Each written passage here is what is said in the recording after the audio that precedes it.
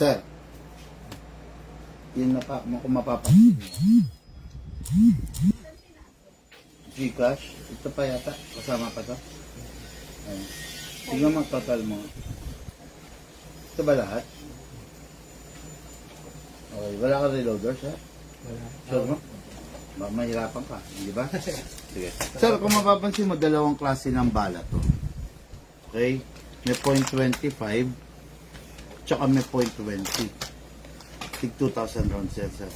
Ngayon, sir, yung .20, regular firing, okay na yan. Malakas na yan, masakit na yan. Yung .25, mas mabigat to, mas masakit to, mas malakas. Okay, sir? Ngayon, sir, bahala ka na tansyahin mo. Halimbawa, hindi naman mahangin sa paligid mo. Tapos yung target mo, malayo. Gamitan mo ng .20. Kung hindi mahangin. Kung .25 naman, mas shorter range to, pero mas masakit ang damage nito. Kasi mas mabigat. Okay? Ngayon, yung unit mo is Glock 17. Okay na okay itong mga balang binigay ko. Pwedeng-pwede sa kanya. Start tayo, sir. Good day, mga ka-airsoft. Grabe, hindi na ako magkadla o gaga.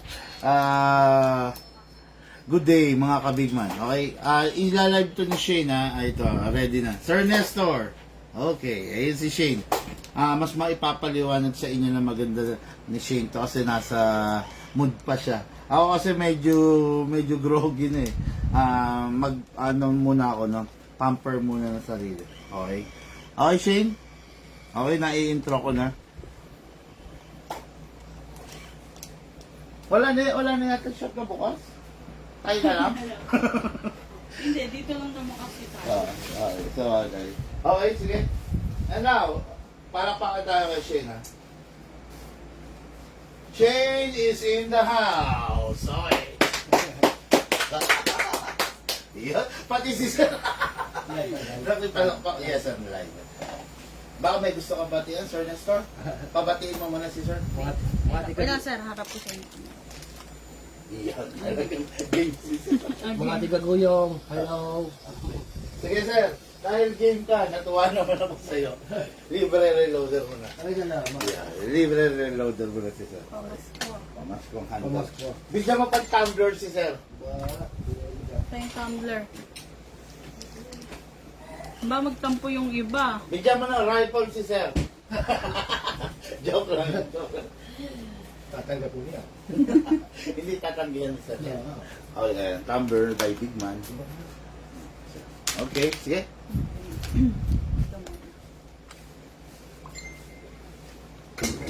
Okay, good afternoon mga kayasok. So ngayon, ang unit ni Sir Nestor is the Glock 17. Sa Glock 17, so sir, ito yung single fire lang. Apo, wala siya yung rapid, yung tuloy-tuloy, yung prrrt. Yung ganun. So ang may rapid sir, yung ganito, yung may selector. Kaso mas ano lang talaga to. Pagdating sa Glock, mas sirain yung may rapid. Kasi sir, napepersa yung hammer niya. Kaya ito, mas malakas naman talaga yung single fire compare sa rapid. Okay. So start tayo sir. Before tayo mag-fire sir, nag-i-spray po muna tayo ng silicone oil. Okay. Yung sa inyo sir, meron na pong kasama yun. So, sa silicone oil, sir, tuturuan ko po kayo. Asan silicone oil? Nandyan ba? Yung silicone oil. Mas malaki. Wait lang, sir. Ito.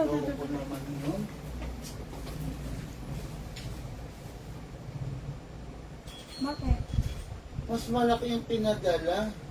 Doon ka pa rin ba umorder sa una? Oo.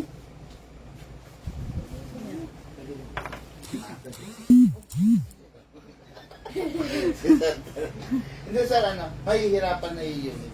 Mabigat na yan. 30 groups. Okay, sir. Sa pag-spray po, slightly press, sir. Pe-press mo siya, then spray. Ayan.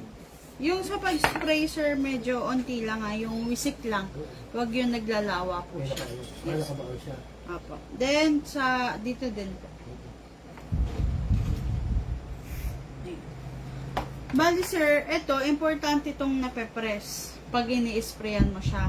Kasi sir, meron ditong rubber o-ring na hindi natin siya nakikita, nasa loob kasi siya eh. May rubber o-ring dito na kailangan nababasa siya ng oil. Para mabasa siya ng oil is dito, kailangan may sprayan mo siya ng tama. Nakabaon siya. Apo. Pipigay mo siya. Kailangan pigain para papasok yung oil. Ganun po. So ito sir, dito tayo naglalagay ng gas. Opo. Dito, ito yung hinahampas ng hammer para mag-release siya ng gas. Okay po, para magkaroon ng blowback yung unit. Ngayon sir, itong dalawang bulb na to, meron niya mga rubber o-ring na kailangan intact sila.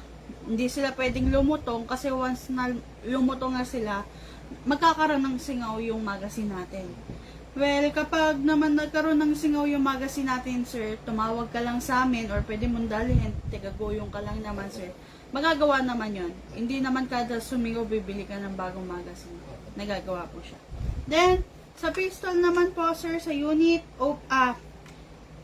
sprayan ko muna dito, sir, kasi mapapansin mo tuyong-tuyo siya para maiwasan yung gas-gas. Okay?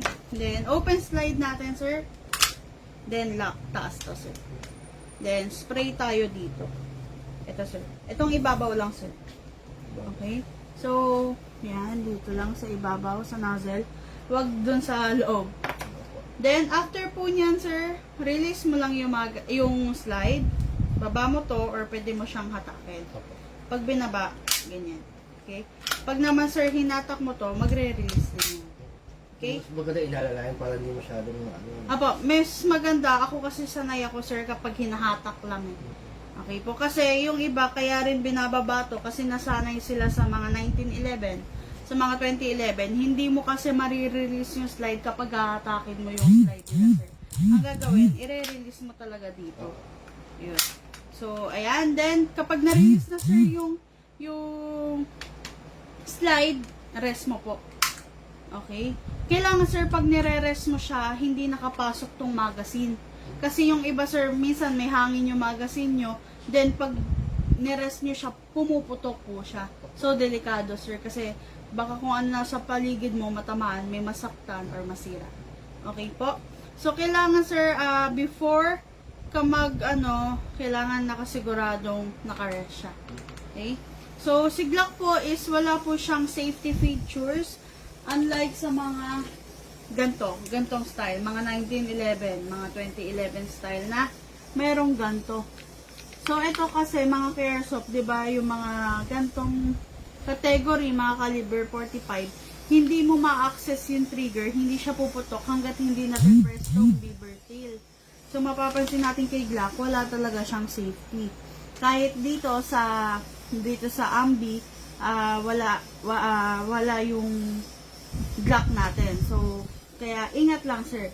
Kasi wala nang safety ang Glock natin. Okay? Meron siyang safety pero ito parang lock. Mahirap siya i-access. Minsan kailangan mo pang sundot. Okay po. Bali, ayan, nasprayan na natin ng oil, sir. Next tayo is lagay tayo ng bala. Sa paglagay mo ng bala, sir, ito yung reloader mo. Mamaya tuturo ko. Paglagay ng bala, meron tayong spring na binababa, sir. Kailangan, sir, hindi mo yan nabibitawan pag naglalagay ka ng bala. Kasi, sir, kapag yan po is laging nabibitawan, hampas na hampas dito. Posible po kasing mabasag to, sir, kasi dahil hindi naman siya metal. Plastic lang po yan. So, kailangan pag binababa, dahan-dahan. Then, maganda, sir, kalang mo po itong thumb mo para kung mabitawan mo siya, sa finger mo tatama. Okay, baba. Then, dito nyo po ipapasok yung bala. Tapat nyo lang yung muso ng reloader. Then, lagay. Okay.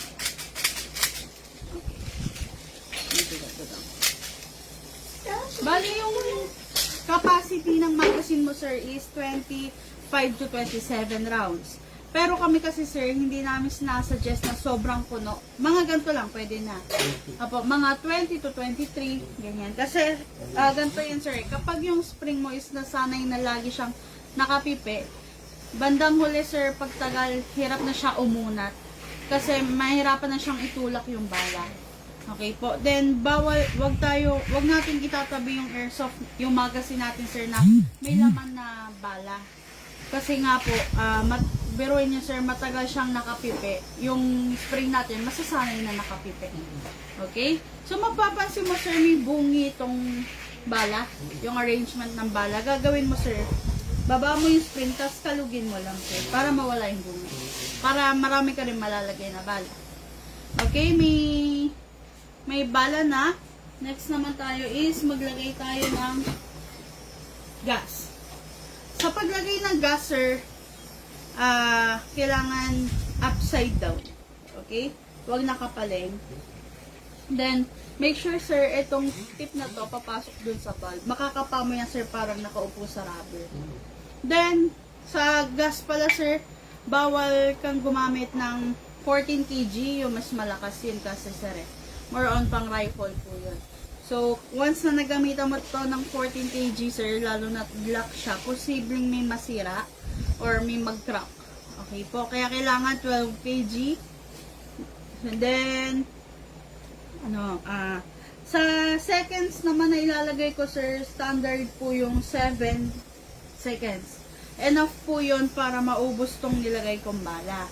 Ngayon, sir, kung ikaw ang maglalaro, kunwari, makakailang magazine ka, makakailang rounds ka ng bala, make it 10 to 15 seconds. Okay po? Pero kunwari, sir, onting fire lang, sa tingin mo, makakaisang magazine ka lang, enough na yung 7 seconds. Okay po? Then, paliwanag ko lang, sir, kapag, kunwari, diba, malamig, yung airsoft po natin is mahina siya. Kasi, mas mahina siya. Pag naman, sir, kunwari, mainit, sa arawan tayo naglalaro, mas malakas po siya. Kasi, ang paliwanag doon, sir, ito kasi, once na, sir, lumalamig. Ngayon, sir, medyo okay yung temperature niya kasi naka-warmer po tayo, nilalagay sa warmer. Pero ito kasi, sir, lumalamig. So, mapapansin mo, sir, mamaya, pag nagpo-fire ka, lumalamig yung magazine mo. Opo. So, kailangan, kapag, kunwari, sobrang lamig na ng magazine mo, sir, medyo laylo ka. Medyo painitin mo muna. Hanggat mawala yung lamig. Okay? So, lagay tayo, sir, ng gas. Diretso lang, then bilang tayo, sir, ng 7 seconds. 1, 2, 3, 4, 5, 6, 7. So, nakita mo, sir, yung paglagay ko ng gas, walang sumisingaw. Once, sir, na ganito ang paglagay mo, stop mo po, sir. Kasi, sir, hindi pumapasok yung gas. So, ayan. Then, kapag, sir, pagkaganyan mo na gas, huwag mo agad i-DDN. Kasi yung iba ganon, dinidin agad pagka ganyan ng gas, hindi man nakasentro dun sa valve. Ang nangyari, nasisira yung valve nila. Okay? So, kailangan, sir, ganyan, kapain mo muna din, tsaka may DDN. So, ayan na guys, may gas na, may bala na, then may silicone na spray na. Next natin gagawin is pasok yung magazine. So, sir, kailangan sa pagpasok ng magazine malakas. Okay, yung iba kasi, sir, tinutulak lang, kala nila nakalak pero hindi. So, malalaglag yung magazine natin. Diba? Anything naman na nalalaglag is posibleng masira, sir. So, kailangan, sir, malakas. Then, ka sa hatak, tas bitaw, sir. Then, ready to fire na yan, sir. Always practice finger trigger out. Papasok lang yung daliri kapag mag-fire ka na. So, sir, yun yung target. Ayan, mag-fire ka na po. Wait lang, sir. Tapat ko yung camera sa para makita nila. Okay, sir, firing.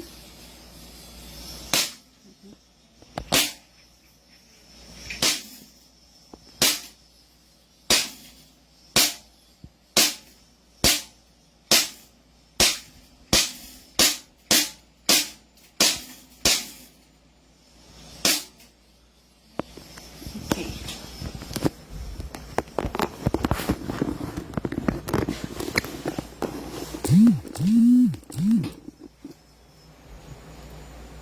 Ayan. So,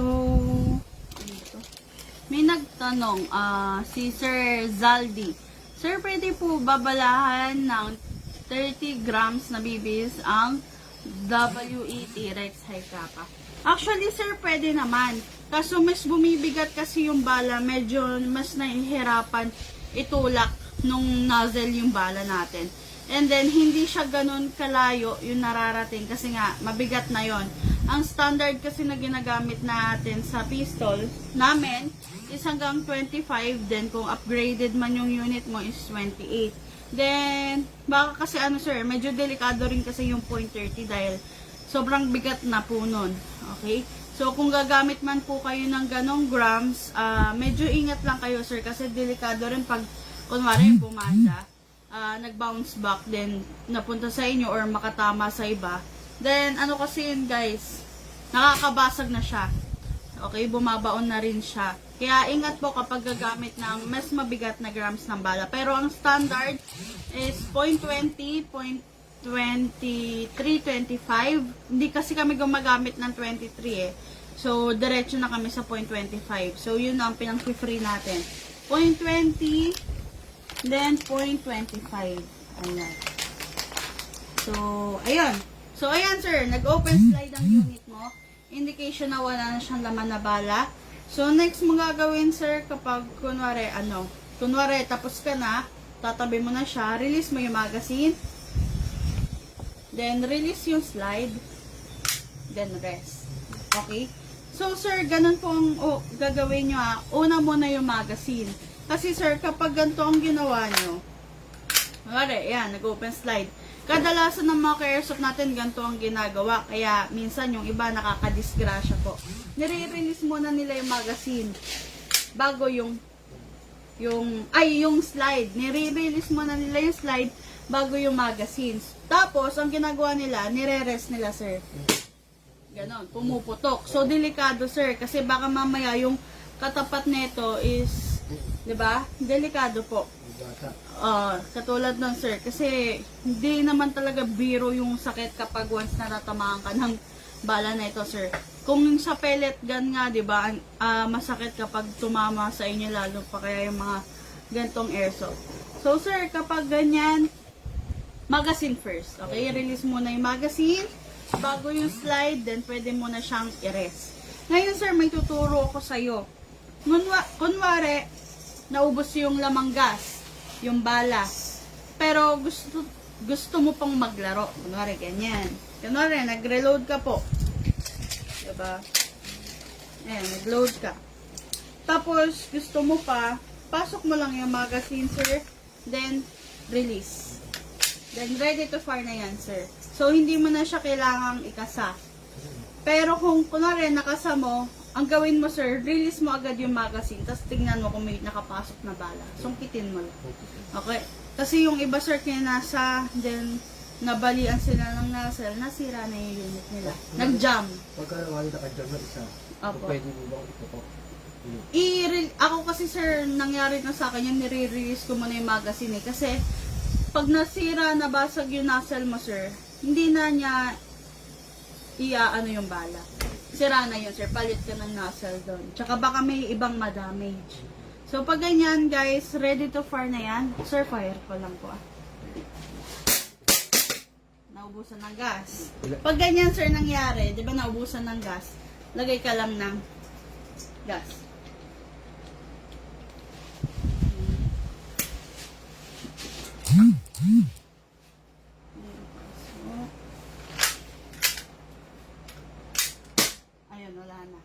So, ayan, pag kunwari sir naubusan ng gas, then may bala pa. Maglalagay kang gas. Sige sir. So, may tutok natin din sir. Diretso mo sir ha. Ayan. Then the end. Oops, mali. Ganito sir. Ganito oh. Diba nakadiretso siya? Kailangan sir, diretso din yung can. Huwag mong susundan to sir. Huwag mong susundan yung ganyan. Okay, wag ganyan. Kailangan diretso. Okay. Sige sir, ito.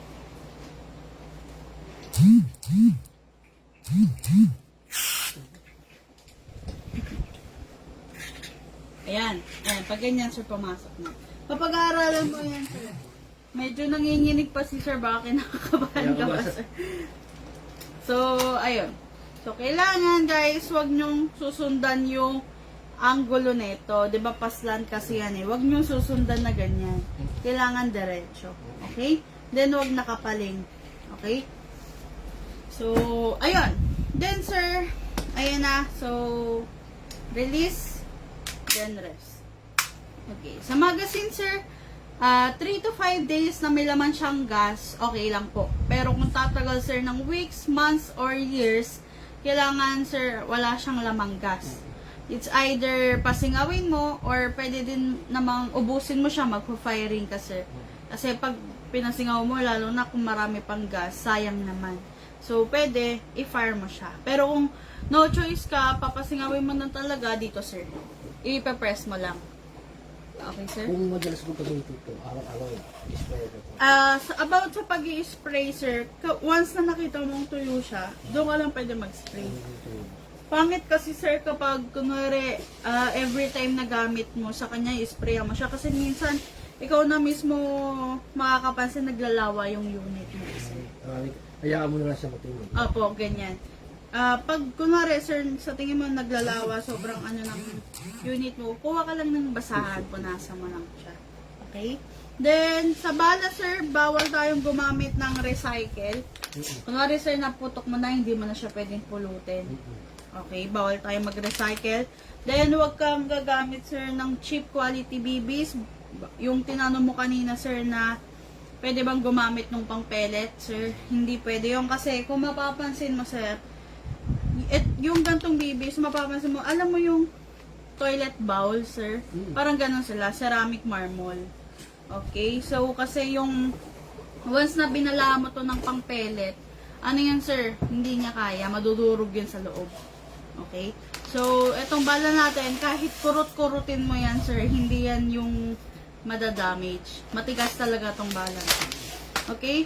Point 20, sir, standard firing. Longer range, pero hindi ganun ka-fatal once na tumama. Ito, sir, point 25, mas shorter range, pero fatal po yung damage niya. Yun po ang pinagkaiba ng dalawang redesign nyo. Sir Choi, after ng live natin, pwede nyo pong balikan yung, pwede kayo mag-replay kasi sinabi ko po yung kung ilang seconds, okay?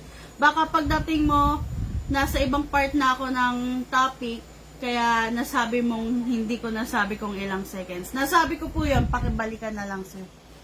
Okay, baka sa ibang part, nakapasok na eh. Okay. So, si Sir Nestor from Guyong. Ayan, si Sir. Pakita natin si Sir. Ayan. Si Sir Nestor from Guyong. Ang unit na kinuha is the Glock 17 na standard Glock.